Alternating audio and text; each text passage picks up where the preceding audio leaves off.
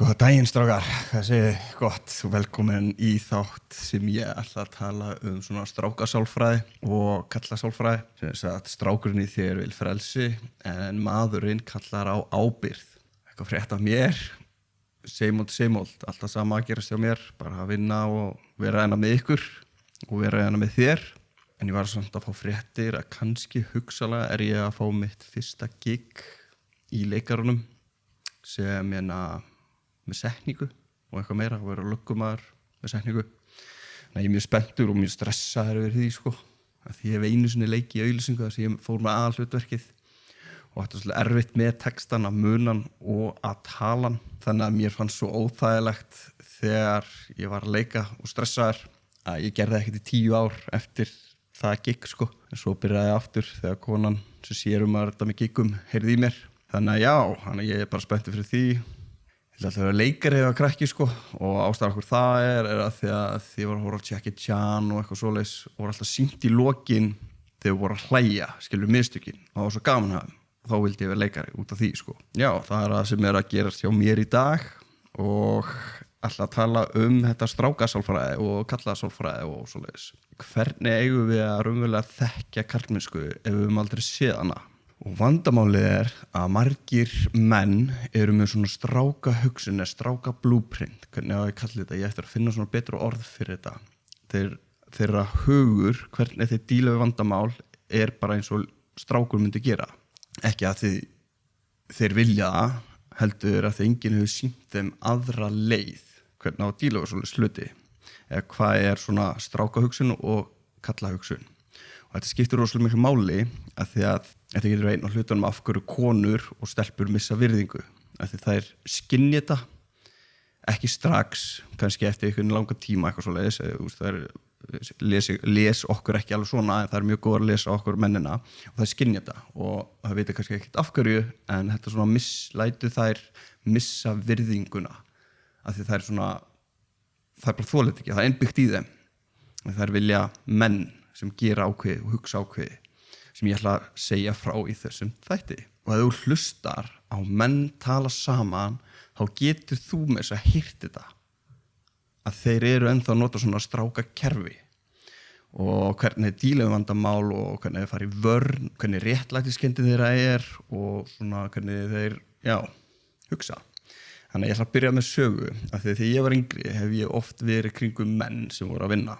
Og oftar en tvisvar heyrt þá segja þetta hérna. Þeir vildi ekki þrífa heimilinu, taka til eða þrífa eða gera þvottinn. Þannig að þeir viljandi gerðu það illa svo þeir þurfti ekki að gera. Þannig að konan bara tekur við og bara því að þú ert ekki að gera þetta nógu vel. Og alltaf að gerist að hlæja er rosalega fyrst og rosa fyndu og rosa skemmtilegt. Hvað finnst þér? Er það mjög svona strákalegt að gera eða karlmannslegt að gera? Því ég man eftir því þegar ég eru kannski svona 13-14 að gera hluti það illa svo að ég sleppi við að gera þessa hluti. Alveg eins og fullur maður var að gera þarna. Hann er að gera hlutina illa svo að hann þarf ekki að gera, að hann vil ekki gera. Vil vera frjáls, vil ekki taka ábyrgð eða bara nennir ekki. Ég er ekki að segja að maður bara gera alla hluti. Það sem konu biðja bara eins og okkur hundur og alltaf prikið þegar þau eru kastað og maður bara gera allt og hlýða. Alls ekki, þetta snýst ekkert þvottinn sjálfan. Heldur er þetta þessi stráka hugsunarháttur eða stráka aðferð sem hann nota til þess að komast undan, vera meira frjáls, taka minna ábyrgð, hætta við að gera hluti sem mann nennir ekki, langar ekki að gera. Þetta er mjög strákalegt og konur finna fyrir þessu. Þeir vita kannski ekki hvað þú ert að gera eða vita akkurat þú ert að gera þetta en þetta mun bögga þær. Sérstaklega þau eru búin að gera þetta oft og mörgu sinnum. Ef þú gerir þetta í skipti þá skiptir engu máli en þá erum við 2 spurningar fyrir þig. Hvað voru þínar aðferðir sem strákur sem þú notaðir til þess að komast undan hlutum? Sleppa við að taka ábyrgð eða sleppa að gera eitthvað?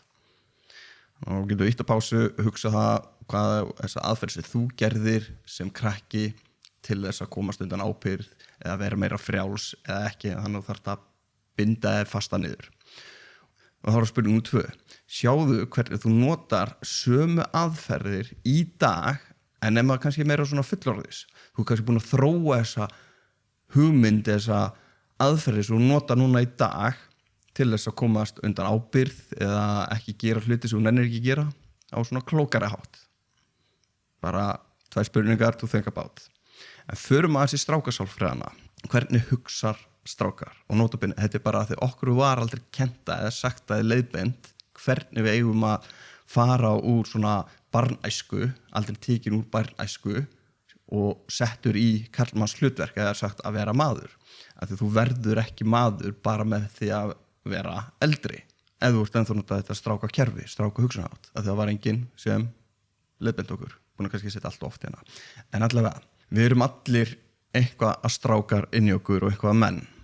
En við erum ekki bara 100% strákar eða 100% menn. Við erum eitthvað starran mitt á milli. Sum eru meira menn, sum eru meira strákar í svona stráka hugsunarhætti. Hvernig þið díla með vandamál og svona. Þannig að hvar heldur að þú sért á þessu skala? Hvort þetta nær því að vera maður eða strákur í svona blúprinti stráka hugsunarhætti. Hvernig þú díla með vandamál. En strákasálfræðin, eða svo strákar hugsunarháttur, strákurinn vil frelsi. Vil bara hlæja, hafa gaman, vera í vinahóp, spila tölvuleiki, spila íþróttir.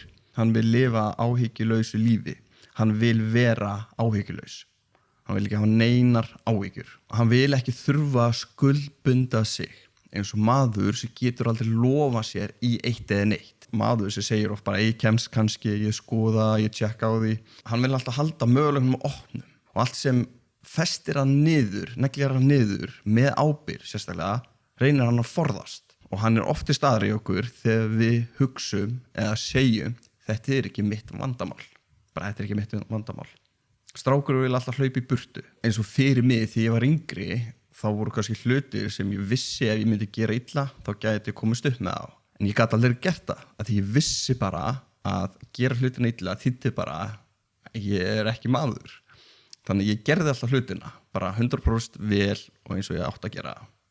Leyfði ekki þessu stráka hugsunum taka mig yfir.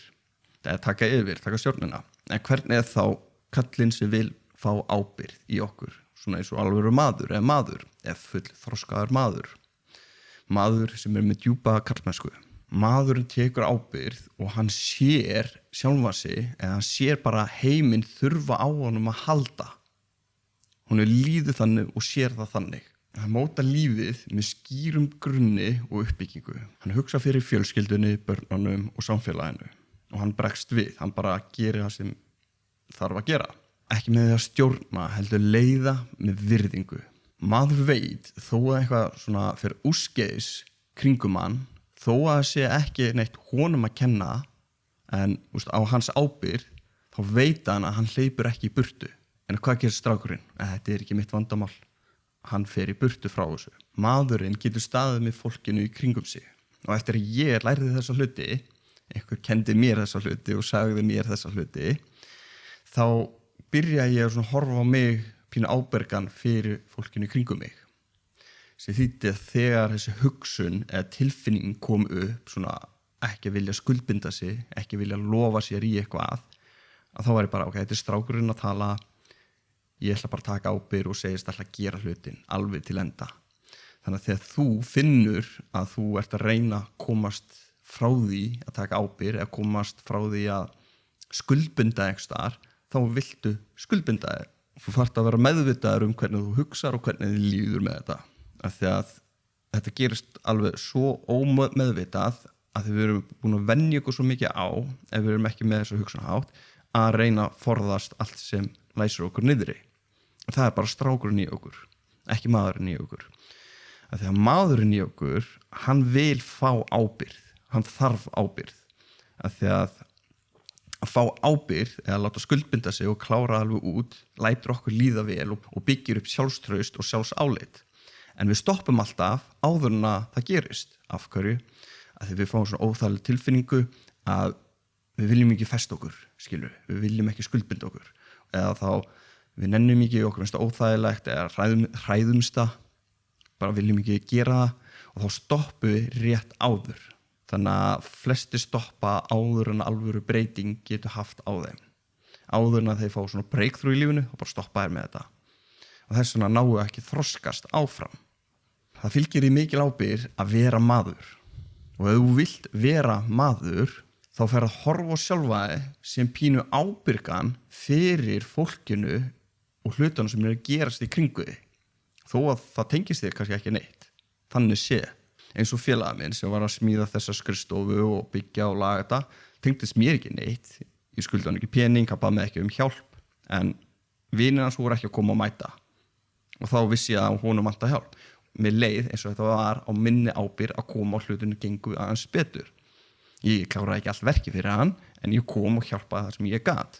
Mér leið bara eins og ég var pínu ábyrgur að vera aðstoða. Þegar einhverju kringu í vandræðum, lendir í einhverju vandamálum, þú vilt kannski ekki endilega laga vandamáli fyrir manneskjuna eða detti í meðvirkni, gerast meðvirku manneskjunni, en þú sérð samt að þetta hluti af minni ábyrgð, að heimurinn, fólkið, vinirnir, fólkið sem þið þykir vænt sé að sé í lagi hjá þeim og hlutinu séu bara Strákar hlaupa í burtu og hugsa að þetta ekki mitt vandamál. Þú getur byrjað að vera meðvitaður þegar þér langar að ekki festa þig niður. Þú vilt meira frelsi, þú vilt vera bara frjáls og opin og byrjað að færa í meiri ábyrgð. Byrjað að færa meira svona skuldbundaði. Og þú byrjar með lítið, ef þú ert ekki vanur í, þá byrjar að gera bara lítil skref. Sumir kannski með eitthvað fyrirtæki og með kannski nokkra menn í vinnu og í þeim aðstæðum eru þeir mjög ábyrgir og hlaupa ekki í burtu, en svo koma þeir kannski heim til sín og þá er það allt öðruvísi. Þá kannski breytist hugsunarhátturinn og verður meira svona strákurinn í sér. Af því að við erum kringum konu og stelpur og menn er allt öðruvísi kringum menn eða konur. Þannig að þetta er það sem ég langaði að tala og segja ykkur frá og þetta mun hjálpa mikið af því að konur finna fyrir þessu. Það veit ekki hvað er að gerast, það er skynjað bara og það er þolið ekki. Maður sem getur ekki fest sig að teki ábyrgð, getur ekki svona bara sagt já, ég skal sjá þetta er á minna ábyrgð, far þú bara til það. Maður til dæmis sem er svona óviss, hann er alltaf óviss, já, kannski, ég veit ekki, kannski, já, sko þetta, ég er ekki alveg viss hvort að ég geti þetta eða kemst og svona. Og þú breytir þessu eina litla hlut, það gerir rosalega mikið fyrir því. Þá byrjar konu vera miklu náttúrulega hrifnar. Þær verða automatík hrifnar að þessum eiginleikum. Þú getur verið strákur, ungur maður sem ert að keyra á flottu bíl, átt flott hús, átt peninga, en ert ennþá samt með svona stráka blúprint, stráka hugsunarhátt, hvernig þú díla við vandamála og hvernig þú smjagaðir burt frá ábyrgð, þá munum missa virðinguna og það er bara fact. Þess vegna er ég að segja ykkur það. En það er vont og við viljum að fólk beri virðingu fyrir okkur. Þannig að vera ykkur á góðu. Ég ætti kannski að koma með áskorun sem er bara sama og ég sagði áðan. Vera meðvitaður þegar þú ert að reyna að forðast. Vilt vera frjáls. Þú veist, alltaf að spila töluleiki, alltaf að hafa gaman og hlæja, en þegar strákurinn í þér langar að forðast að festa sig niður og þá gerur bara akkurat öfugt. Og þegar þú gerir það, þá er það óeðlilegt fyrir þér. Því finnst það eins og þú ert að gera akkurat öfugt. Ég tala þetta áður í öðrum þætti og gera akkurat öfugt við hvað þér líður eins og sé eðlilegt.